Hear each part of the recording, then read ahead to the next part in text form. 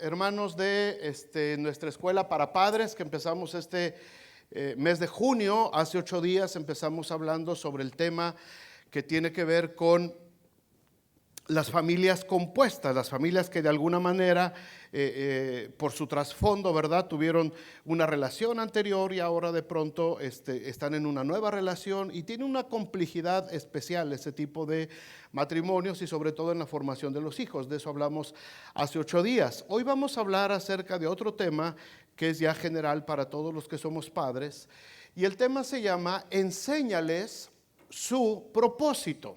Enséñales su propósito. Este es nuestro segundo tema de esta escuela para padres. Las 2 primeras escuelas para padres del 2017 y 2018 las pueden ver en el canal de YouTube de la Iglesia Vida Nueva South Bend. Ahí están por si a alguien le interesa volverlas a ver. Ahora, ¿cuántos saben que nuestros hijos tienen un propósito en sus vidas? Y si nuestros hijos tienen un propósito, nosotros como hijos también, porque tuvimos nuestros padres, se supone que nosotros también tenemos un propósito, ¿verdad? Todos conocemos nuestro propósito. Amén. ¿O no amén? Todos sabemos para qué estamos en este mundo, ahora ya en Cristo. Todos sabemos cuál es nuestro propósito dentro de la vida cristiana. Ahora, seas cristiano o no, tengas conocimiento de la palabra, te congregues en una iglesia cristiana o no tengas nada que ver con la palabra de Dios y con la Biblia y con el camino del Señor, todos tenemos un propósito en la vida. Si no eres cristiano, entonces le vas a enseñar a tus hijos el propósito que la cultura del mundo tienen y quieren para ellos. Si somos hijos de Dios y quieres criar a tus hijos en el camino del Señor, entonces nos vamos a tener que esforzar mucho, hermanos, para poder ir en contra de la corriente de este mundo y guiar a nuestros hijos en el propósito que Dios tiene para ellos en esta vida, y no solamente esta vida, sino para toda la eternidad.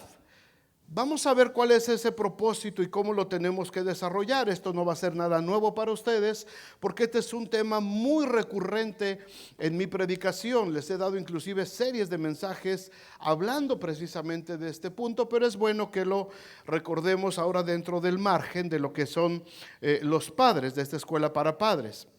Romanos capítulo 12, los 2 primeros versículos, como cristianos los leemos mucho y los hemos mencionado mucho. Así que, hermanos, os ruego por las misericordias de Dios que presentéis vuestros cuerpos en sacrificio vivo, santo, agradable a Dios, que es vuestro racional culto. Y el versículo 2 dice: no os conforméis a este siglo, sino transformaos por medio de la renovación de vuestro entendimiento, para que comprobéis cuál sea la voluntad de Dios. ¿Y cómo es la voluntad de Dios?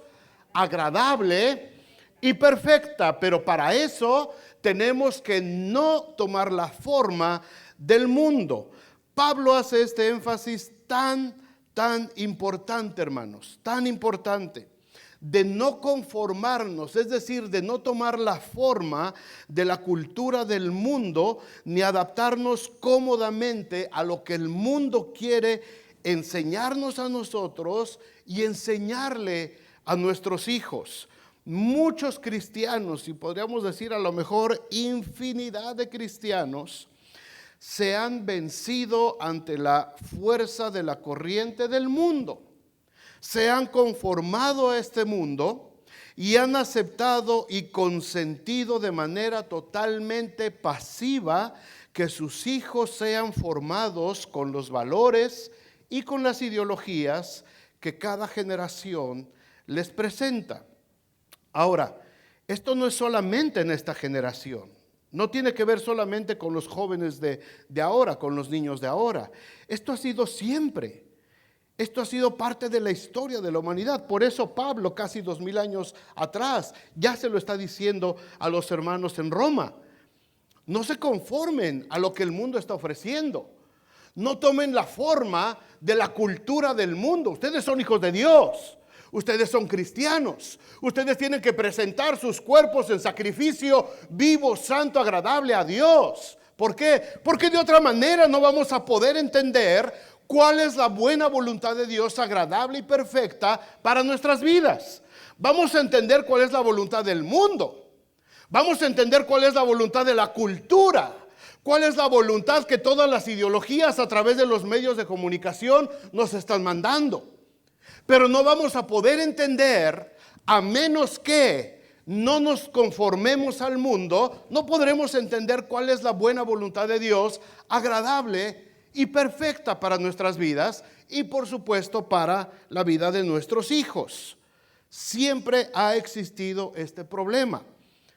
Lo que pasa que ahora, hermanos, por la gran cantidad de información que se maneja, la gran cantidad de información a la que tenemos acceso a través de medios de comunicación, redes sociales y todo eso, probablemente por eso ahora lo vemos más alarmantemente. Pero esa actitud pasiva y hasta cierto punto irresponsable de muchos padres cristianos ha ido minando la fuerza de la iglesia generación tras generación. Cada generación de cristianos que se va levantando cada vez es una generación más laxa, más relax, está más relajada en los asuntos que son preponderantes en la vida cristiana. Muchos de los jóvenes ahora y de los niños ya no tienen esa fuerza doctrinal, no tienen esa convicción de las escrituras. Porque ya es un poquito más, vamos a entretenerlos, vamos a que más o menos pasen el tiempo en las iglesias. Y hemos dejado de lado la instrucción estricta de la palabra de Dios.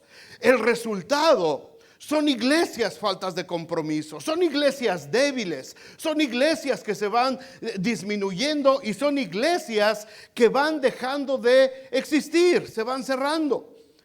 Les he platicado esto ya en alguna ocasión. 1,500 iglesias en Estados Unidos se cierran cada mes. ¿Por qué? Y son iglesias de las principales denominaciones que se caracterizaban por ser celosos en el estudio de la palabra de Dios, por enfatizar mucho en la santidad de la iglesia.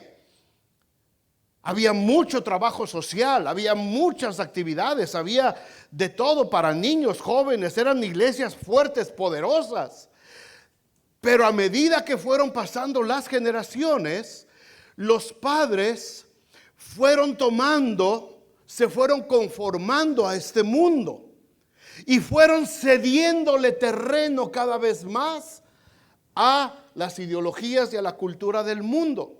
Y las nuevas generaciones de cristianos que se están levantando no conocen su Biblia, no saben todos los libros de la Biblia de memoria, no saben dónde buscar los principales temas para vivir dentro de la palabra de Dios.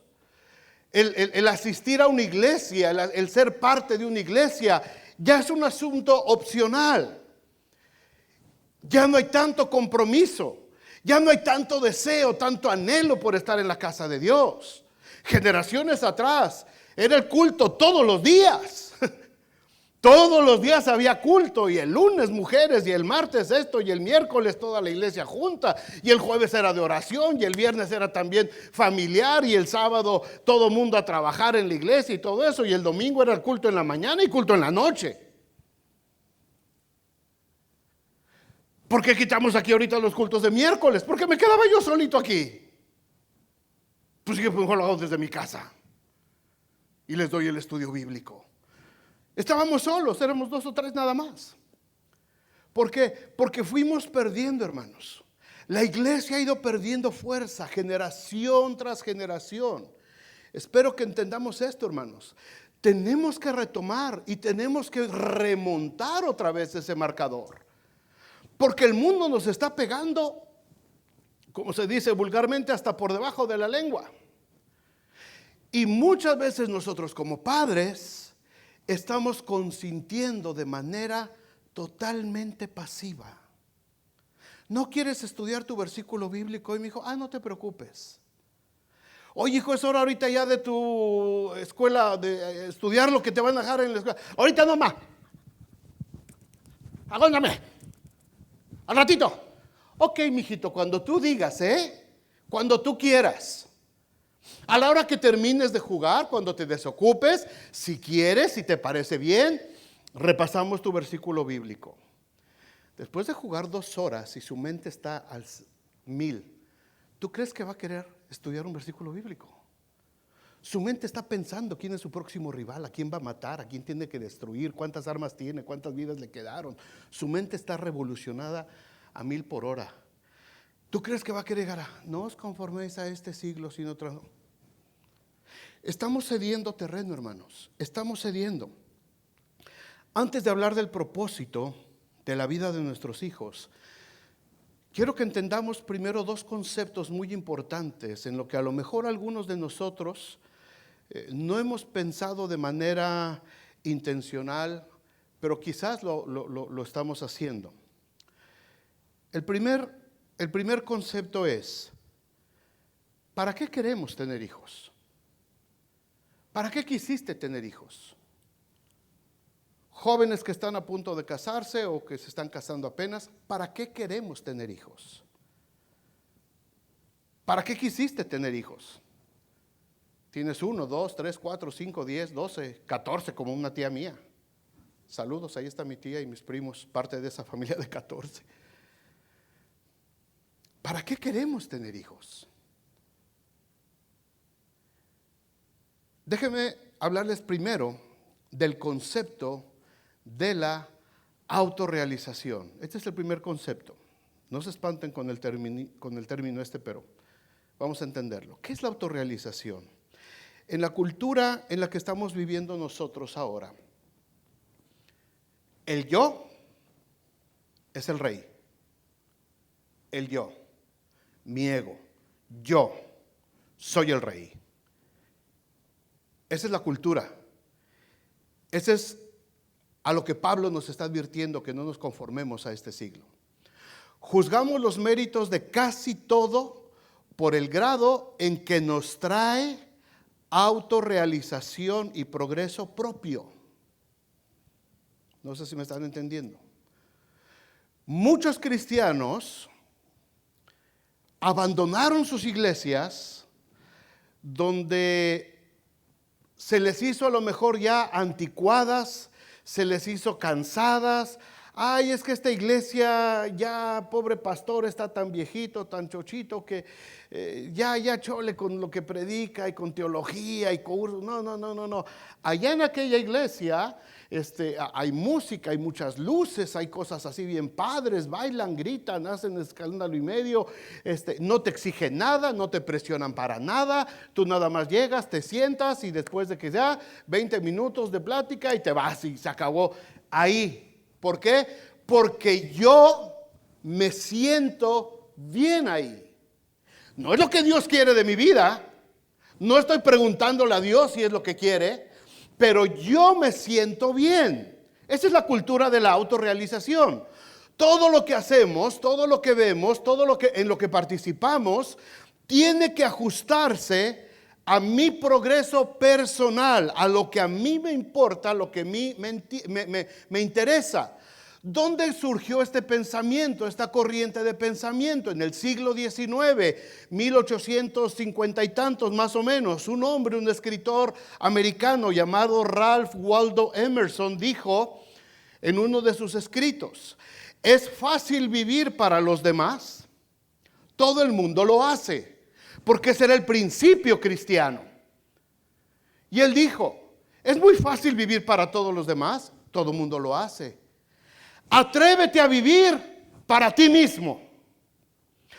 Cuando él empieza esta corriente de pensamiento, la gente piensa, pues sí, ¿verdad? ¿Y por qué me tengo que preocupar yo por Roberto si está bien o está mal? Me voy a preocupar por mí. Y esta corriente de pensamiento empezó a meter en la mente de la gente: si tú no te preocupas por ti mismo, nadie se va a preocupar de ti. Olvídate. ¿Han oído eso alguna vez?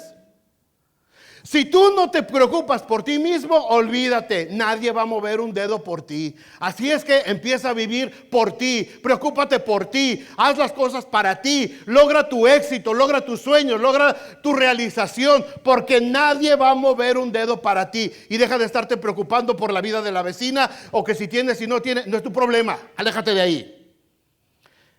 Ese es el egoísmo, ese es el egocentrismo. Esa es la vida centrada en el yo, en el ego, en mí. Yo me tengo que realizar, porque nadie se va a preocupar por mí. En esa ecuación, por supuesto, Dios no existe. En ese tipo de pensamiento, por supuesto, Dios fue hecho a un lado completamente.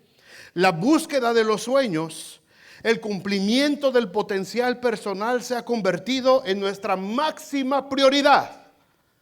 Lograr lo que siempre has querido lograr. Lograr lo que nunca tuviste de niño. Lograr lo que siempre anhelaste tener de joven. Ahora lo quieres lograr. Un reciente artículo de la revista Forbes que habla acerca de la gente que tiene dinero y cómo se maneja el dinero en el mundo. Dice que en el año 2015, no hace mucho, 6 años atrás, en el año 2015, la generación llamada millennials, que nacieron ya en este siglo, gastaron casi el doble en asuntos que tuvieron que ver con su automejora. Tomaron cursos de superación personal, tomaron conferencias de coaching, unas sectas que están saliendo por todo el mundo, que te lavan el cerebro y conferencias de coaching, libros de automotivación, películas, series motivacionales. Los millennials gastaron el doble que la generación anterior, los que ya estamos chocheando, los que nos llaman los boomers, que nacimos después de la Segunda Guerra Mundial. Los millennials gastaron el doble en eso, a pesar de que esos millennials tuvieron la mitad de ingreso que la generación anterior. Ganan menos, pero gastan más en su autorrealización. ¿Se dan cuenta? ¿Se dan cuenta cómo se va moviendo el mundo?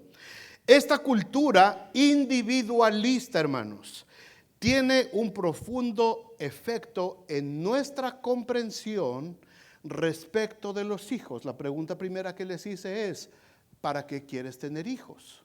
¿O para qué quisiste tener hijos?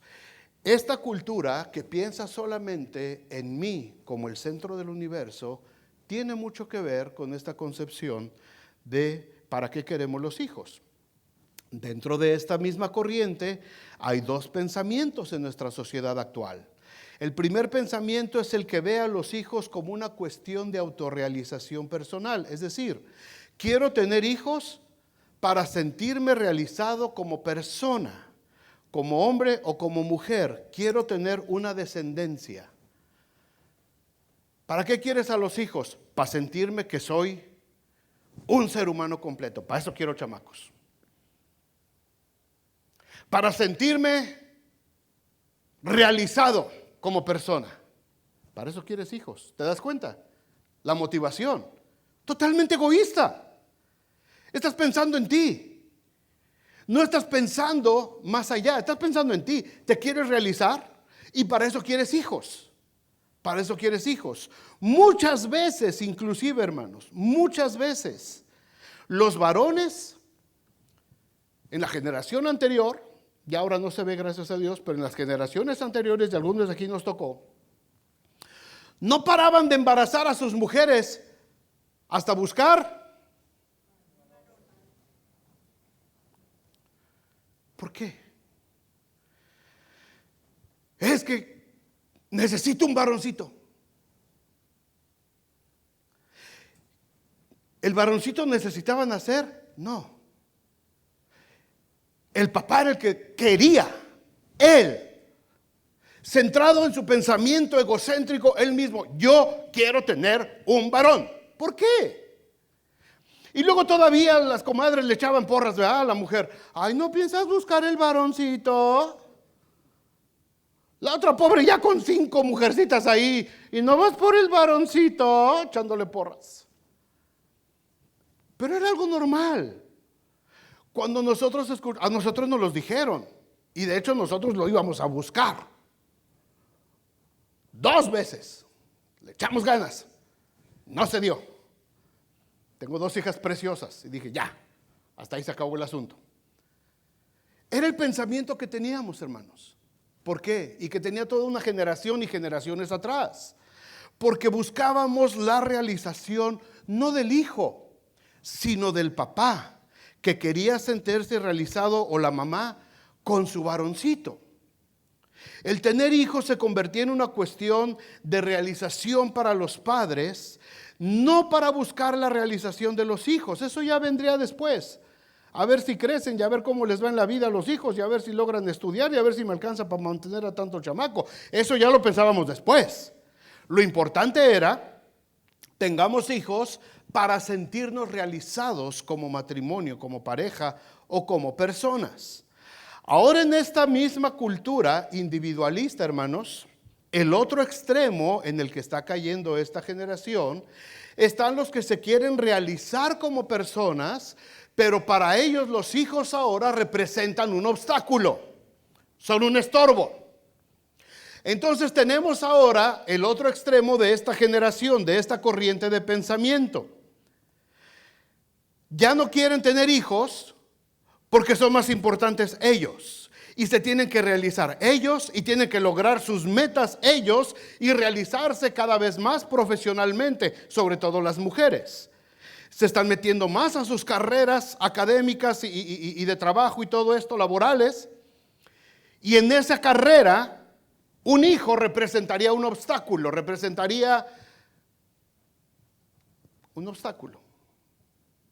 y no los quieren tener.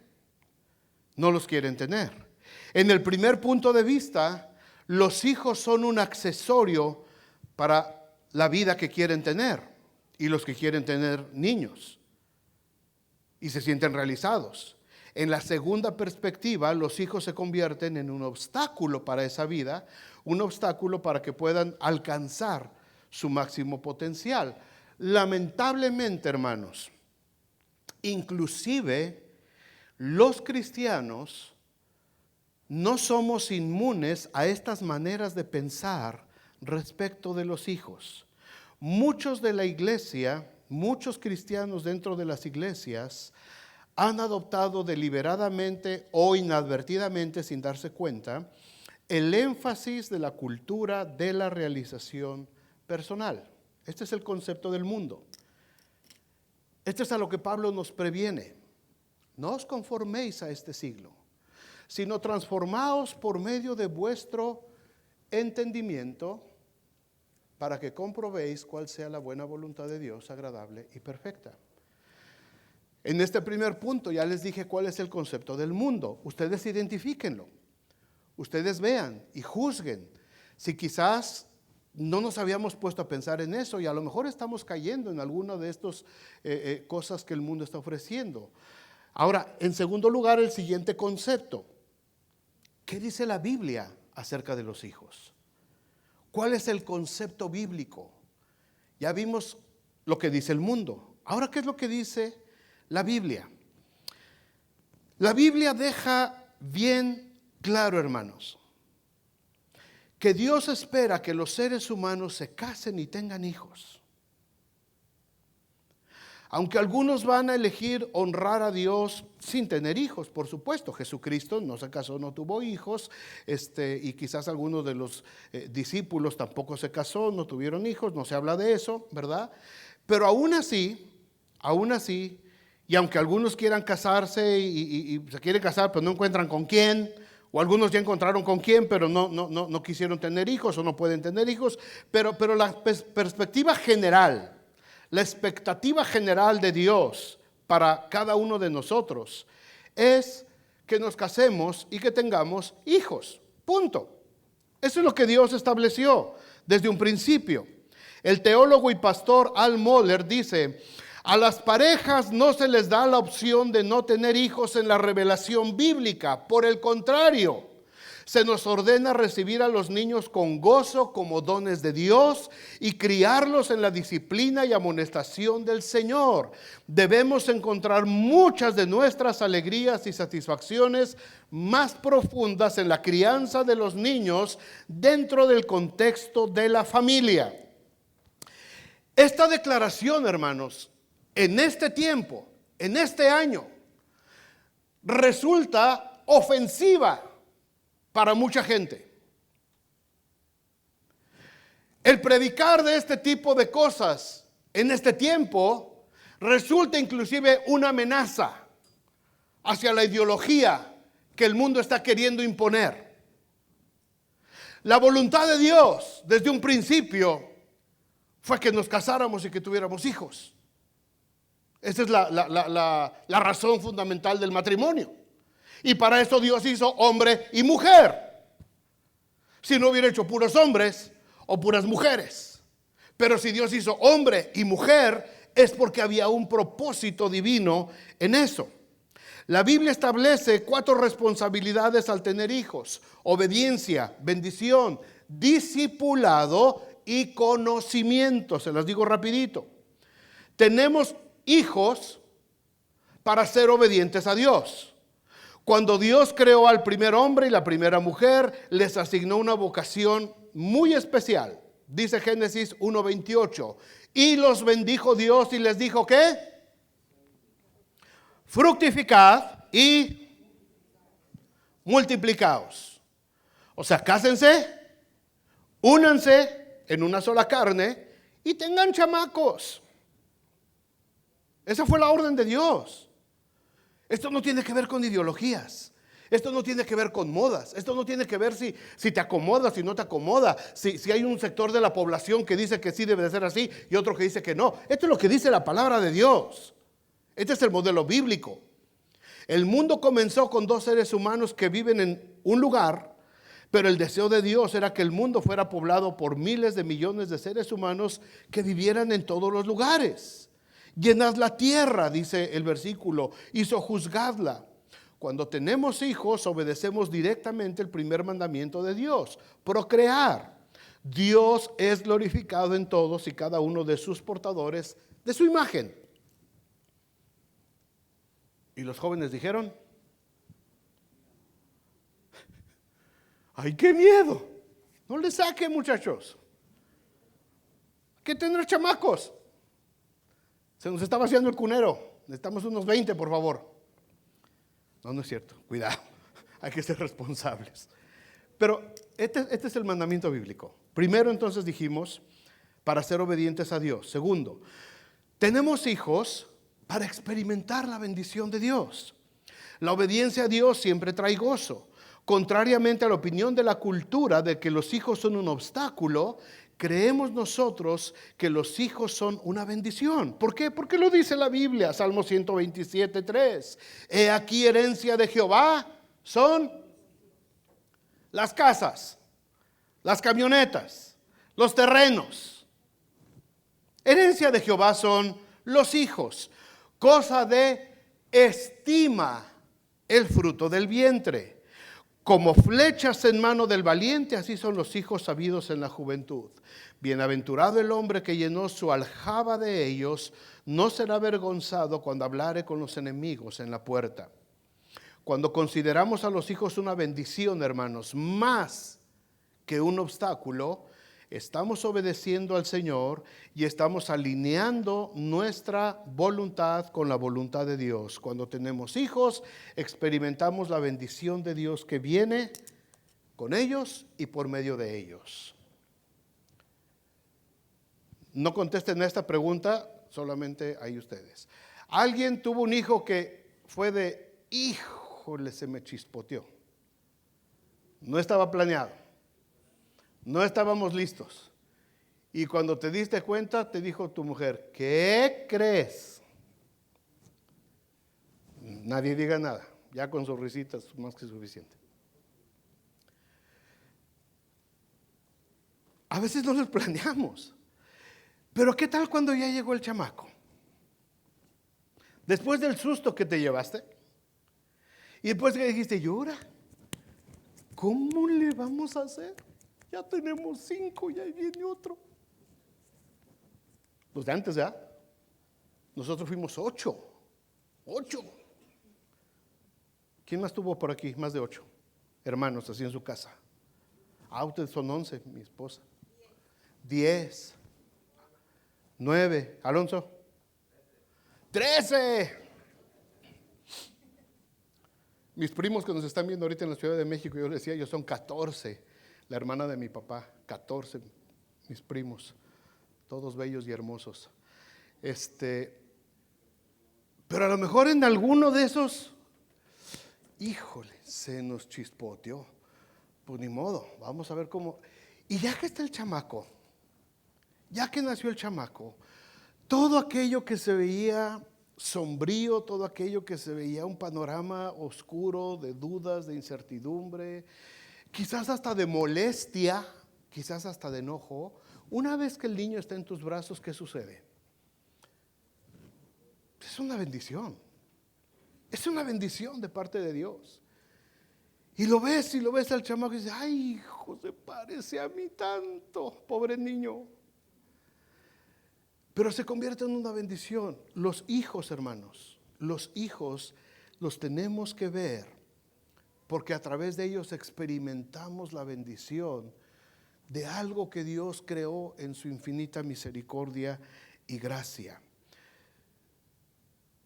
Pero también tenemos que hacer hijos para ser discípulos. No procreamos simplemente para traer más gente a la tierra, sino para tener más cristianos en la tierra.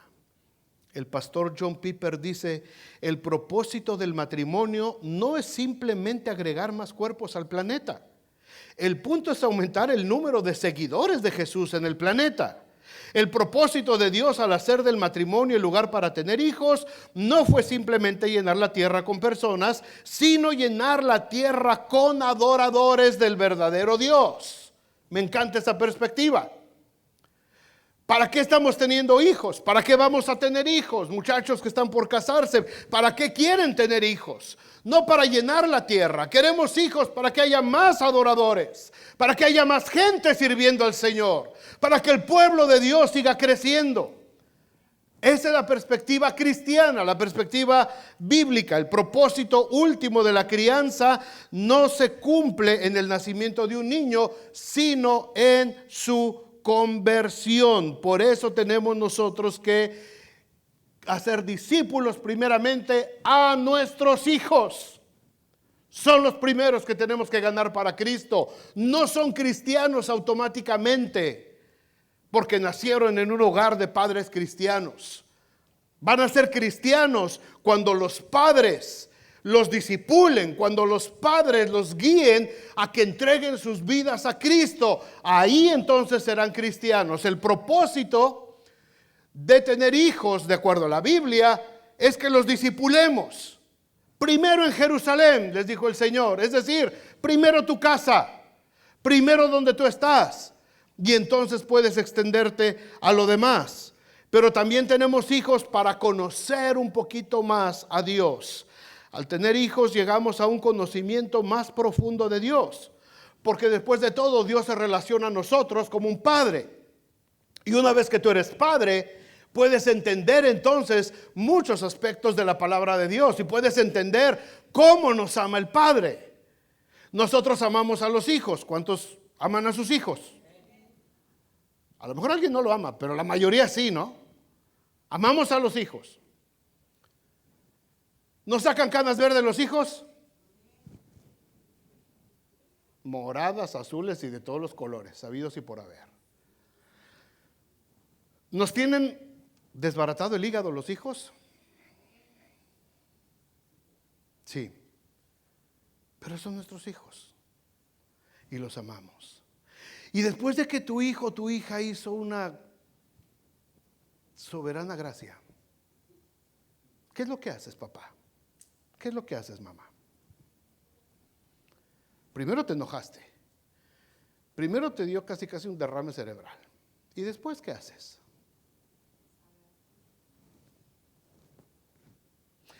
Cuando eres padre, entiendes un poquito esa relación que Dios tiene con nosotros. Entendemos por qué Dios trata más con nosotros. Un pastor llamado Gary Thomas decía esto y me gustó mucho. Por el maravilloso diseño de Dios, pocas experiencias de vida nos humillan tan efectivamente como la crianza de los hijos. Este diminuto tirano está providencialmente colocado en nuestra casa con un gran programa: moldear a sus padres a la imagen de nuestro Señor Jesucristo. Los hijos nos moldean, hermanos. Los hijos nos moldean.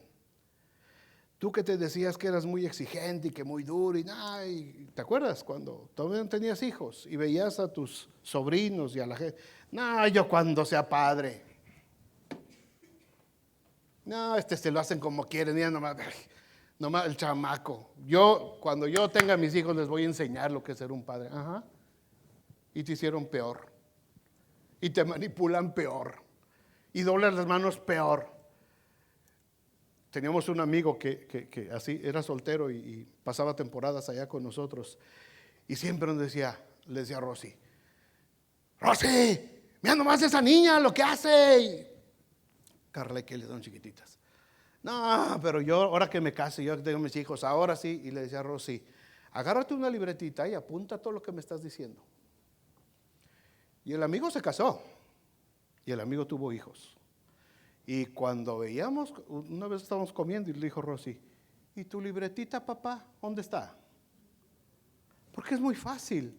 Los hijos nos moldean, hermanos. Los hijos nos sacan las canas verdes. Ahora, por último, teniendo estos dos conceptos, ¿están conmigo todavía?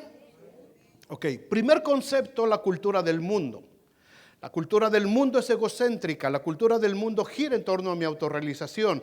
Los hijos se convierten en parte de mi realización o un obstáculo para mi realización. Eso es lo que el mundo está ofreciendo y enseñando. El concepto bíblico es diferente. Tengo hijos, ¿por qué? Porque es la voluntad de Dios, porque estoy obedeciendo a Dios, porque quiero ser como Dios, porque quiero discipular a mis hijos como Dios y porque estoy experimentando la bendición que Dios creó para mí. Ese es el modelo bíblico. Están los dos conceptos, los dos modelos. Escoge en cuál estás viviendo tú. Escojamos como padres qué modelo es el que nos está influenciando más: el modelo del mundo o el modelo bíblico, el modelo de Dios. Pero ahora, en tercer lugar, déjenme hablarles. Entonces, al entender estos dos conceptos, ¿cuál es nuestro propósito? ¿Y cuál es entonces el propósito de nuestros hijos de acuerdo a la palabra de Dios? Se resume solamente en una sola palabra: servir. Servir. Hechos 13:36 dice: porque a la verdad, David, habiendo ¿qué? Ahí está. Porque a la verdad, David, habiendo servido. ¿A quién? A su esposa, a sus hijos, dice a toda su generación, a su propia generación. Según la voluntad de Dios, se murió y fue reunido con sus padres y su cuerpo se descompuso. Mientras que el mundo está enseñándoles, hermanos, a los padres y a los hijos a ser merecedores de todo y a servirse a sí mismos, la palabra de Dios nos manda a servir a nuestra generación. Escuchen esto, por favor, hermanos. Este versículo, hablando de David, no dice cuánto dinero tenía David. No dice cuántas casas y palacios construyó David. No dice cuántos caballos y cuántos carruajes acumuló.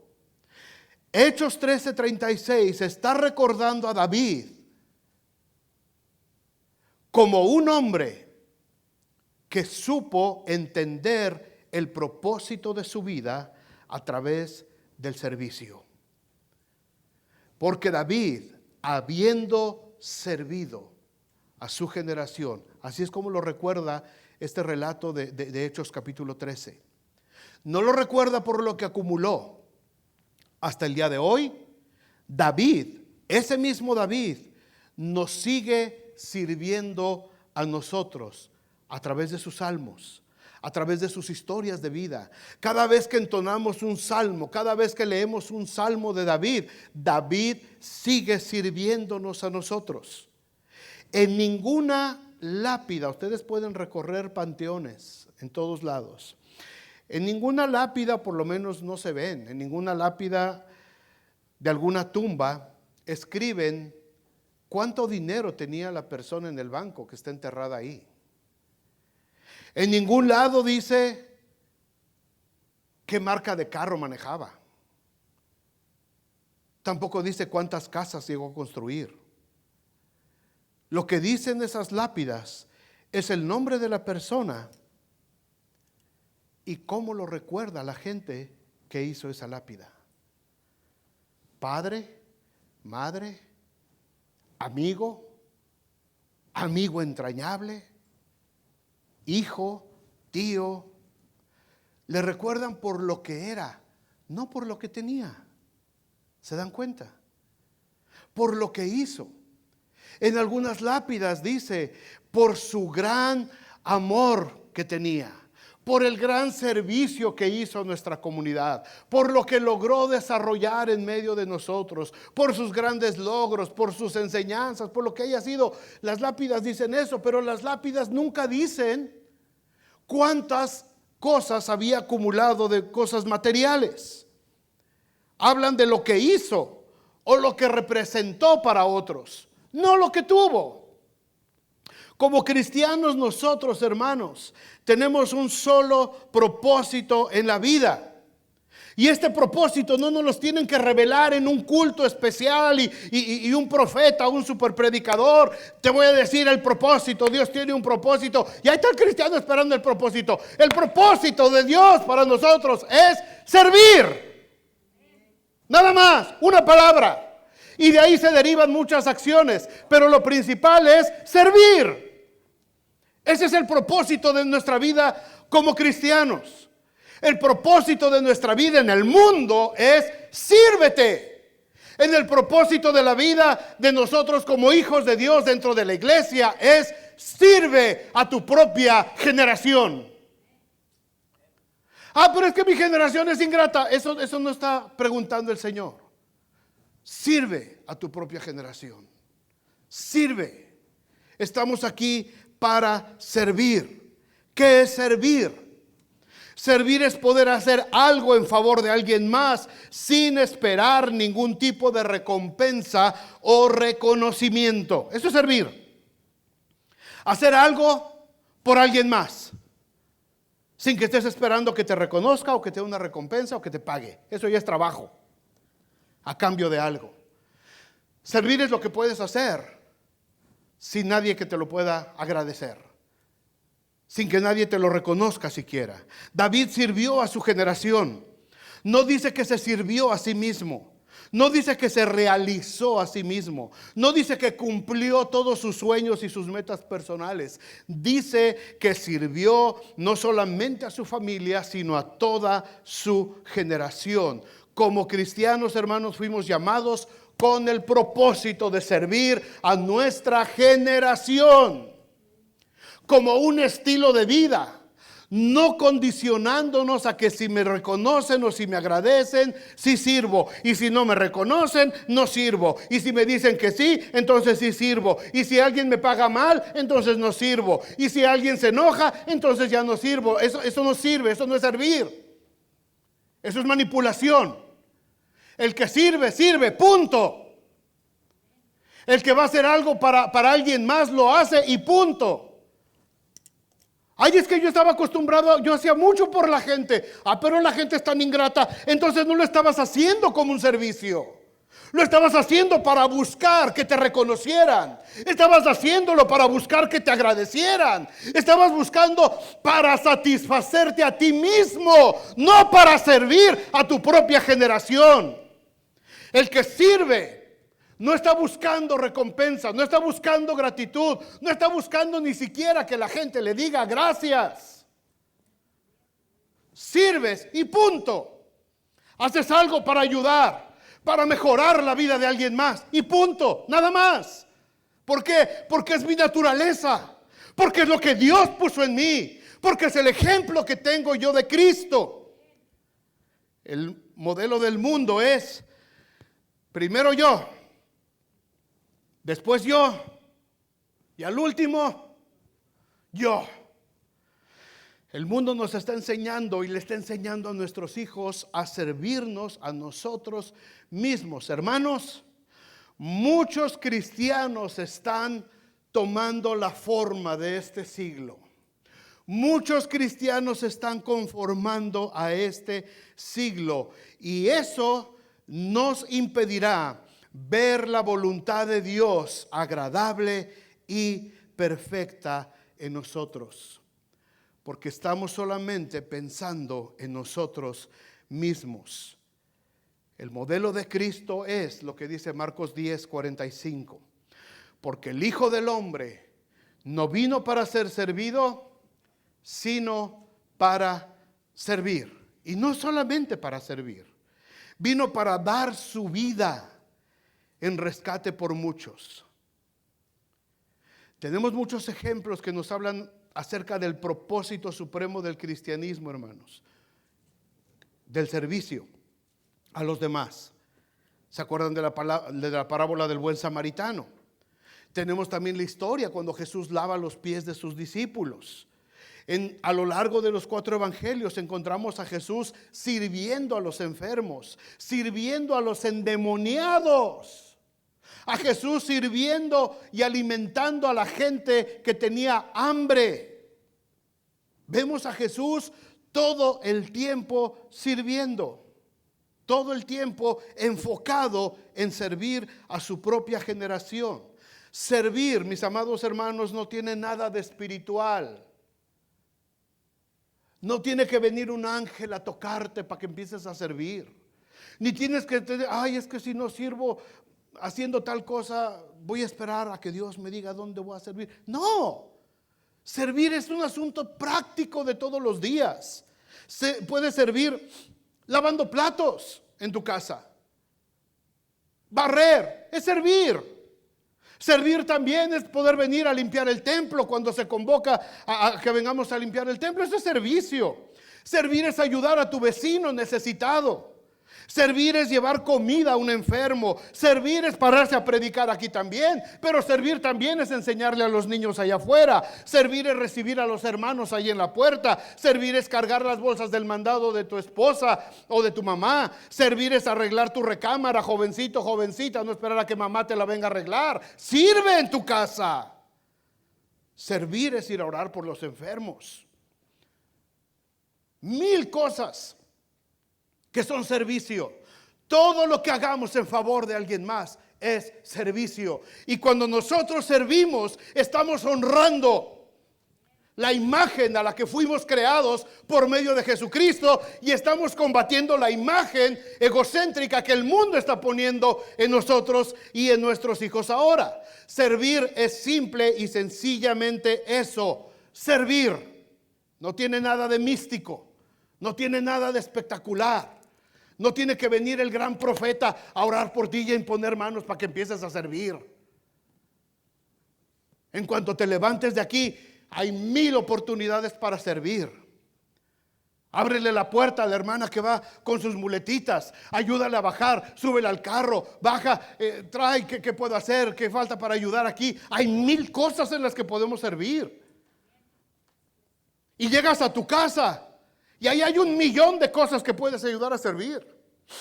¿Cuál es la queja de las mamás? ¿Creen que soy su criada? ¿Alguien se identifica? ¿Ustedes creen que soy su criada? Acabo de lavar el trasterón y miren, ya está lleno otra vez el mugrero este. Yo sí lavo platos, ¿o no? Híjole, se quedó callada Rosy. Hermanos, hay 1000 cosas de servir. Tenemos un vecino, la puerta inmediata de nosotros, ya es un hombre muy mayor, veterano. El año pasado murió su esposa.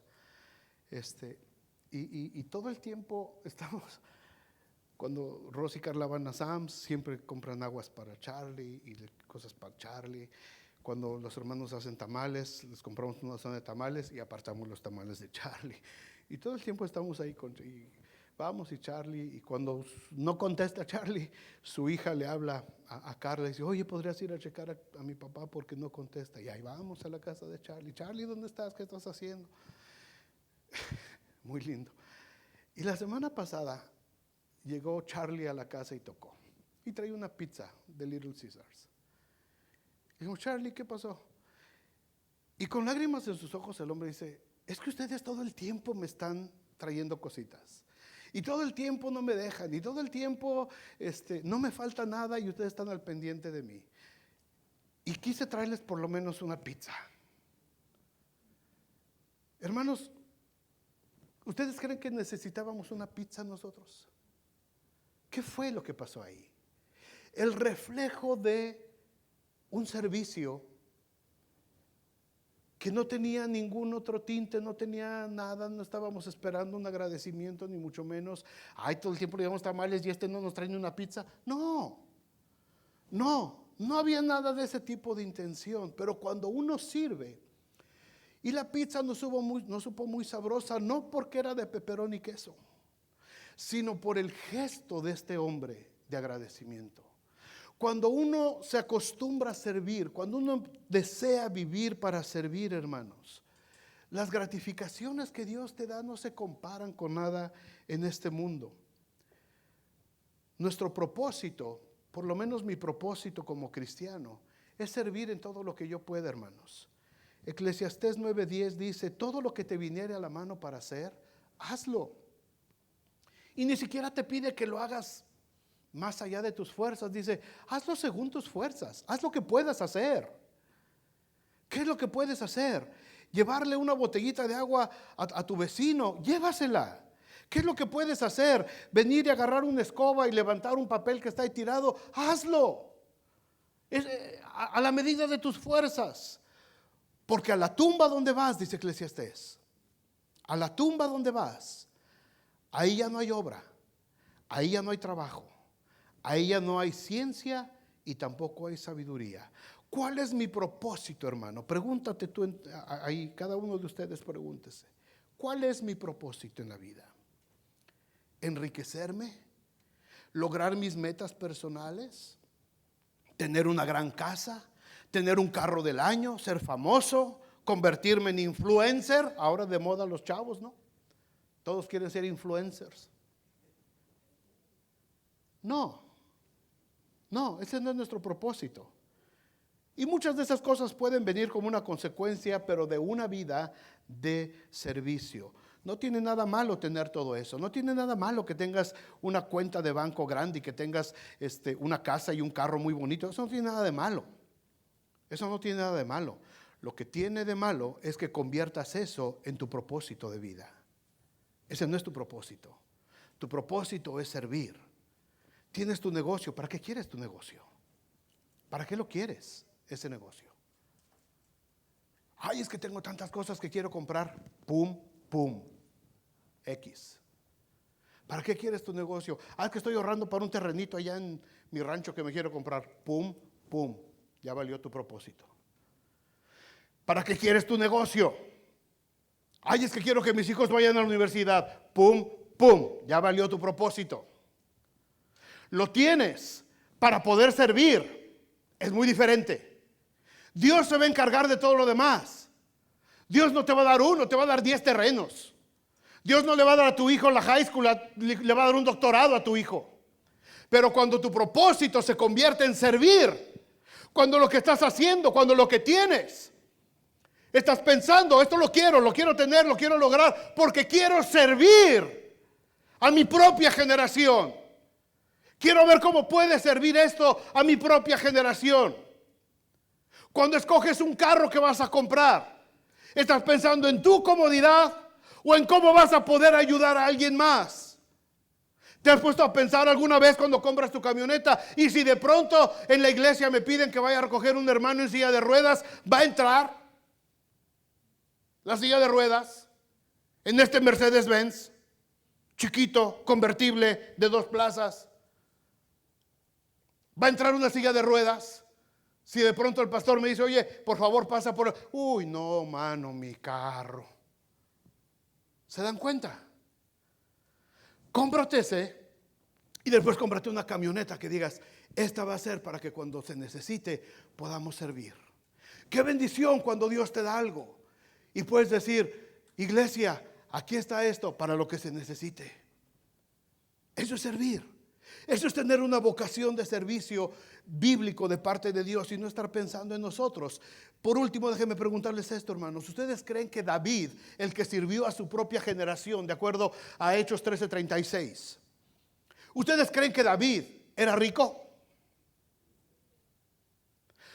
Todos nosotros que estamos aquí, los que nos están viendo por internet y todos los que vean este video, todos juntos nosotros, no vamos a alcanzar a tener en toda nuestra vida, ni nuestras 3, 4 generaciones adelante, ni el 1% de la riqueza que tenía el rey David, para acabar pronto. Pero no se le recuerda como las riquezas que tenía David. Se le recuerda como el hombre que sirvió a su generación, como el hombre que supo servir a su generación. No se le recuerda por sus riquezas. Fíjate nada más, para que te des un ligero quemón, dicen. Primero de Crónicas 29:3. Dice David, está hablando David. Además de esto, se estaba levantando la campaña pro templo, iban a construir el auditorio allá en Jerusalén. Además de esto, dice David, por cuanto tengo mi afecto en la casa de mi Dios, yo guardo en mi tesoro particular, no el del reino. No está hablando de las finanzas del reino. Está hablando de su tesoro particular, lo que traía en su cartera, plata y oro. Además de todas las cosas que he preparado para la casa del santuario, he dado para la casa de mi Dios 3,000 talentos de oro. Y no oro chafa, era oro de Ofir, que era el más fino que se encontraba en toda aquella región. 3,000 talentos de oro. ¿Sabes cuánto equivale un talento de oro? Un talento son actualmente 75 libras. Los costalitos de cemento que nos cargamos en Lowe's son de 80 libras, más o menos por ahí. Un costalito de cemento de estos, Cristino, ¿qué tal? De los que nos cargábamos antes sin que nos doliera nada. Un costalito de esos, de puro oro. Eso es un talento. Y David, cuando se levantó las promesas para ayudar a construir el templo, dijo, yo pongo, ¿cuántos? 3,000 talentos de oro. ¿Tenía dinero David? ¿Era rico David? No solamente 3,000 talentos de oro. Voy a dar también 7,000 costalitos de esos, pero de plata. Plata refinada. No crees que es de la chafa. Ley 0720. Plata refinada. Para cubrir las paredes de las casas. Oro pues para las cosas de oro y plata para las cosas de plata. Y para toda la obra de las manos de los artífices. Y después de eso dice, ¿quién es el valiente que quiere ofrendar hoy?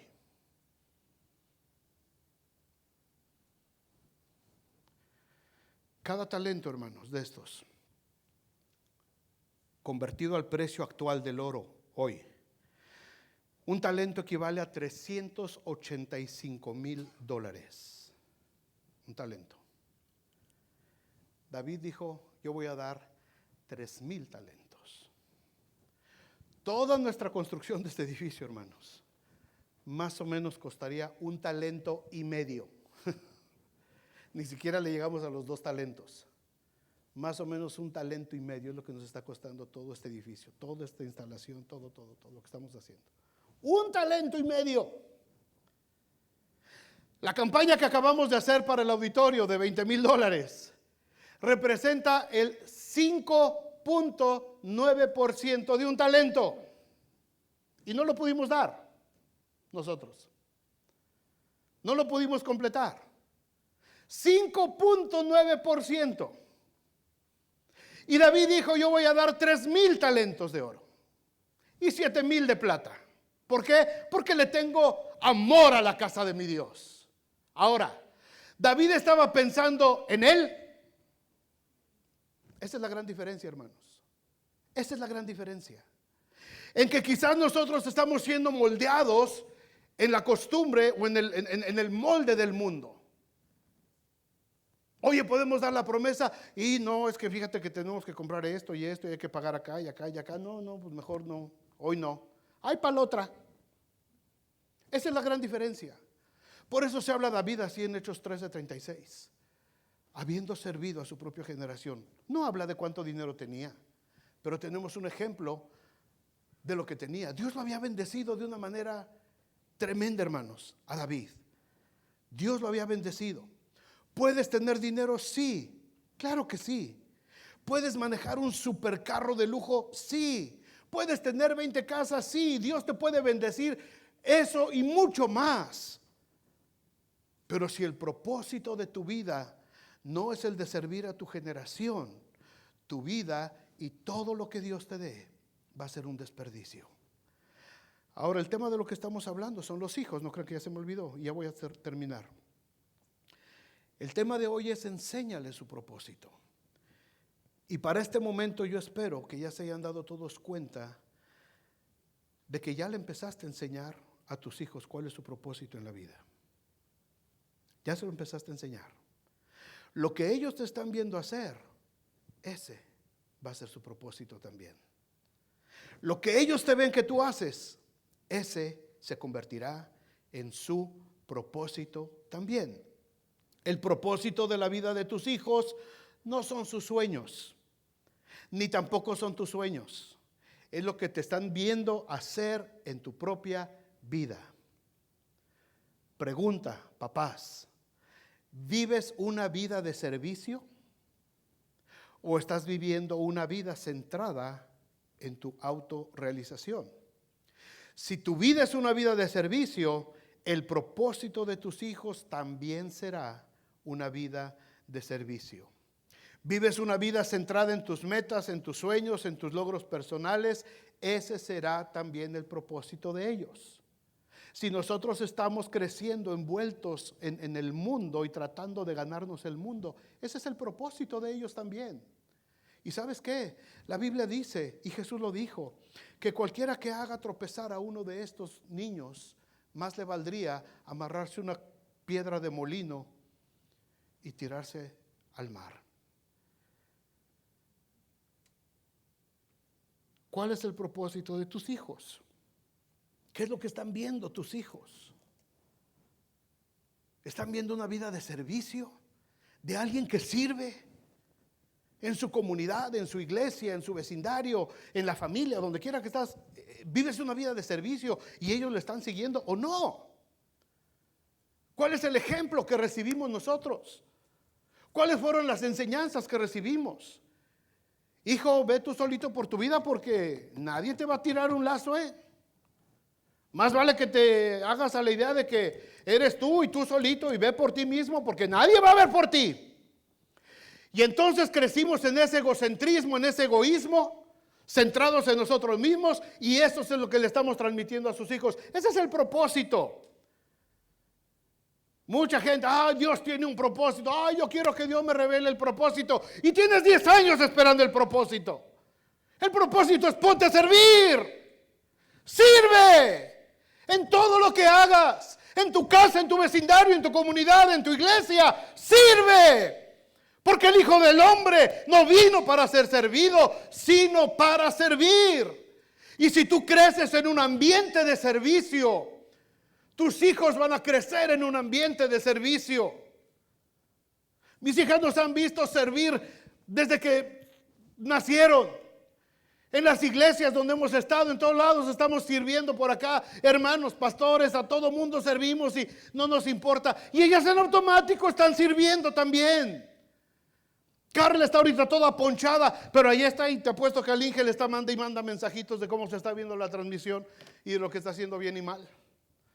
Y antes de venir me fue y me dio unas hojas y me dijo, papá, aquí están todos los anuncios y esto, y acuérdate por favor. Y dije, cálmate tú, estás enferma. Sí, pero que no se te olvide recordar que esto y que lo otro y que se apunten y que ya. ¿Por qué? Porque su vida está llena de esa actividad, de servir. Porque es lo que hemos vivido, es lo que se tiene que vivir dentro de las familias cristianas, hermanos. Nuestros hijos nos tienen que ver sirviendo, activos. No que nos está empujando el pastor. Púchale, pastor, más, porque, ay, hermanos, por favor, ¿quién quiere? ¿Quién puede? ¿Quién tiene? Ay, yo no puedo ahorita, yo no tengo ganas, yo no tengo tiempo. Las iglesias están muriendo, mis amados hermanos, porque la iglesia se está conformando a este mundo y está perdiendo de vista cuál es la buena voluntad de Dios, agradable y perfecta. Y tenemos que recuperarlo, mis amados hermanos. Tenemos que recuperarlo. Tu negocio, ¿para qué lo quieres? La carrera de tus hijos, ¿para qué la quieres? Tu próximo matrimonio, la pareja que le estás pidiendo al Señor, jovencito, jovencita, ¿para qué la quieres? ¿Para qué? Si la respuesta no es para servir, estás mal. No estás de acuerdo al modelo bíblico. El propósito de mis hijos, hermanos, es una vida de servicio. ¿Cuántos dicen amén? Pero si ellos no me ven sirviendo, no va a haber servicio. Vénganse, hermanos de alabanza, por favor. Si ellos no me ven sirviendo a mí, no voy a poder enseñarles una vida de servicio. Este es un principio espiritual. Cristo vivió una vida terrenal de servicio a los demás. Ahora yo digo que soy su hijo, que somos hijos de Dios, que somos hijos del Señor. ¿Cuántos de aquí son hijos de Dios? Entonces, si somos hijos de Dios, nuestra vida tiene que estar caracterizada por el servicio. Porque si no, me estoy engañando a mí mismo. Yo puedo decir que soy hijo de Dios, pero si mi vida no refleja, si mi vida no está sirviendo a mi propia generación, tengo que dudar entonces si realmente soy hijo de Dios o soy solamente un religioso que viene a la iglesia cada 8 días. Tengo que preguntarme, ¿estoy viviendo una vida de servicio? Mis hijos, ¿los estoy enseñando a vivir una vida de servicio o los estoy enseñando a que se autorrealicen como personas de acuerdo a lo que el mundo está enseñando? Yo quiero servir a mi propia generación. Yo quisiera, hermanos, que cuando me muera, como dice aquí de David, yo quisiera que la gente que esté en mi funeral dijera, ay, este cuate sirvió de algo por lo menos. Este me sirvió de algo por lo menos. Algo hizo, algo me enseñó, lo vi servir, lo vi. Y eso sería lo más grande. ¿Qué te vas a llevar? Nada. Nada. Pero ya cuando estemos con el Señor, lo más grandioso va a ser: bien, buen siervo y fiel. En lo poco fuiste fiel, en lo mucho te pondré. Entra en el gozo de tu Señor. Una vida de servicio, hermanos. Y alguno puede decir, bueno, ¿y entonces qué? ¿Dejo de trabajar o de satisfacer las necesidades de mi familia? Por supuesto que no. Por supuesto que no. Pero todo lo que hagas, no lo hagas en la ambición del mundo. Hazlo viendo de qué manera puedes servir a otros, de qué manera puedes servir a la obra de Dios. Dios no se equivoca. Dios nunca nos va a desamparar, hermanos. Hebreos 6:10 dice, porque Dios no es injusto para olvidar vuestra obra y el trabajo de amor que habéis mostrado hacia su nombre, habiendo servido a los santos y continuar sirviéndoles aún. Dios no es injusto. Dios no es injusto, hermanos, pero tenemos que levantar una generación de hijos con un espíritu de servicio. Están muy clavados en ellos mismos. Están pensando mucho en ellos mismos. Están muy arraigados ellos con su apariencia, con cómo se ven, con su ropa, con sus artículos. Si tienen un telefonito ya chafa como este, no, ya no, ¿por qué? Porque pues no va de acuerdo conmigo y necesitan y te exigen y te exigen y te exigen. Ahora quiero el modelo 20 y mañana sale el 21, quiero el 21 y quiero el 25 y los tenis y la ropa y un egocentrismo espantoso en el que está está creciendo esta generación. Y cuando les dices, vamos a servir a la iglesia, no tengo tiempo. ¿Por qué? Porque tengo que trabajar para pagar todo lo que el mundo les está exigiendo a mi familia. Consideremos nuestros caminos, hermanos. Espero que escuchemos esto con amor de parte de Dios. Si no vivimos para servir, dicen por ahí, si no vivimos para servir, no servimos para vivir. No servimos para vivir. No servimos para ser dignos representantes del reino de Dios. Pónganse de pie, hermanos. Pónganse de pie. Por favor, oren por sus hijos. Les pido, cierren sus ojos, oren por sus hijos. Si no tienes hijos, ora por los hijos de esta iglesia. Ora por los jóvenes, por los niños de esta iglesia, por favor. Ponlos en manos de Dios.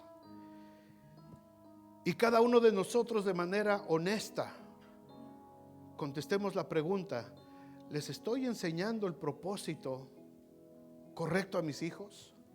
¿Les estoy enseñando el propósito de tener una vida de servicio? ¿O les estoy enseñando a que tomen la forma del mundo, que se conformen a este siglo? Y los estoy dañando. Tu vida, hermano, hermana, tu vida se tiene que convertir en una vida de servicio. En una vida de servicio a tu familia, de servicio a tu vecindario, de servicio a tu comunidad, de servicio ahí en el trabajo. Ahí donde estás, sirve. No pienses, es que si yo lo hago me van a agarrar aquí de encargo y ya el otro no va a querer y va a pensar que es mi obligación y no, mejor no lo hago. No, sirve, no te canses de servir. Si los otros no lo hacen, hazlo tú, porque eres hijo de Dios y tenemos que darle testimonio a este mundo que nosotros no venimos a ser servidos, venimos a servir como nuestro Señor Jesús. Es que me van a agarrar de bajada en el trabajo. No importa que te agarren de lo que quieran. El Señor te va a exaltar. El Señor te va a levantar y te va a poner más arriba que todos aquellos que se burlaron de ti o que pensaron que estaban abusando de ti. Sirve, esposo, a tu esposa. Sirve a tu mujer, varón. Sírvele en la casa. Sírvele. Ellas siempre nos están sirviendo, siempre nos están poniendo la mesa, siempre nos están cocinando. Sírvele tú también de vez en cuando. Sirve a tus hijos.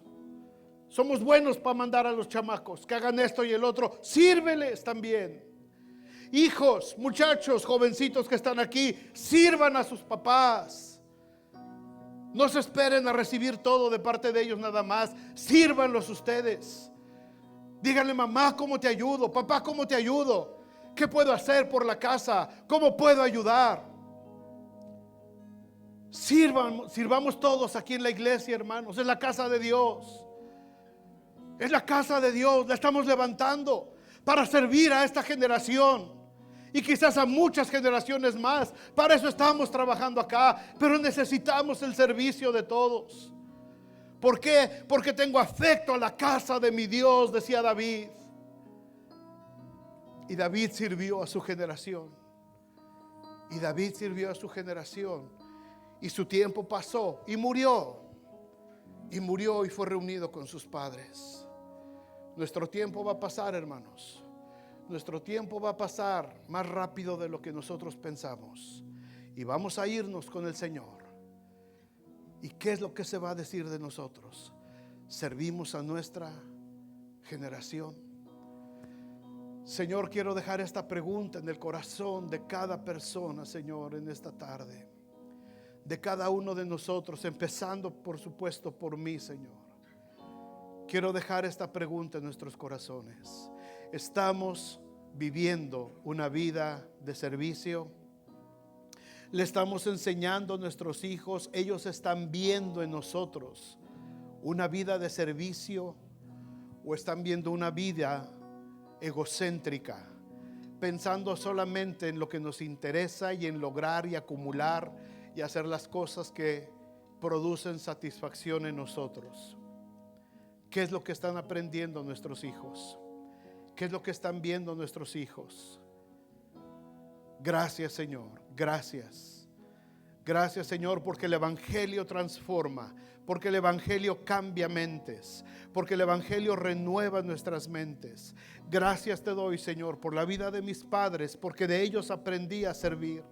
De ellos aprendí que sus negocios y todo lo que hacían tenían un compromiso primeramente contigo, y todo lo que ellos hacían siempre era con el propósito de servir a la obra de Dios. Gracias. Yo te doy gracias por la vida de mis padres y de mis abuelos, porque de ellos aprendí a servir. Y gracias, Señor, porque yo sé que esta iglesia va a aprender a servir, y tenemos que aprender a servir más allá de nuestras propias limitaciones. Tenemos que aprender a servir a esta generación. Tenemos que ser la diferencia en este mundo, y necesitamos una generación, Señor, una generación hermosa, una generación hermosa, que no se suelte de tu mano, como estábamos cantando hace ratito, Señor. Permite, Señor, que nos agarremos del Evangelio, no del mundo, del Evangelio. No nos sueltes, Señor. No nos sueltes, Señor, y no permitas que nos soltemos nosotros de tu mano, Señor. Afiánzanos, tómanos, y permite, Señor, que podamos estar siempre tomados de tu mano, en las buenas circunstancias, en las malas circunstancias, en lo alto, en lo bajo, en todo lo que sucede en nuestras vidas, tomados de tu mano solamente para servir, Señor. Gracias, Padre. Gracias, Señor. Gracias, Jesús.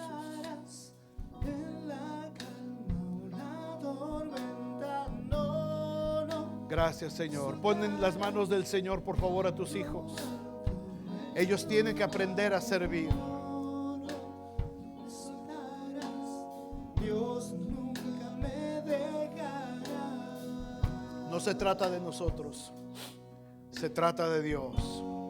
Se trata de servirle a Él. No, no, soltarás. Aleluya.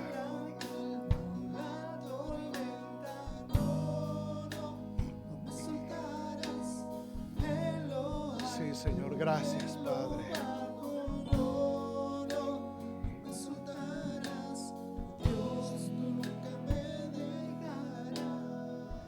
Gracias, Señor. Gracias. Gracias por esta tarde, Padre. Gracias, Señor. Ahora, mis amados hermanos, que la gracia del Señor Jesucristo, el amor de Dios el Padre y la comunión con su Santo Espíritu sea con cada uno de nosotros, con nuestras familias.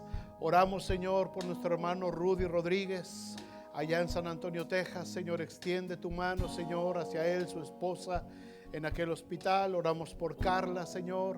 Oramos también por Carlitos Gallegos, Señor, y por aquellos que estén pasando por enfermedad en nuestra iglesia, Señor. Sánales, extiende tu mano, Señor, y danos de tu paz y bendición a cada uno de nosotros. Amén y amén. Dios les bendiga, hermanos, que tengan excelente semana. El miércoles seguimos el estudio de Josué. No se les olvide por internet. Dios les bendiga.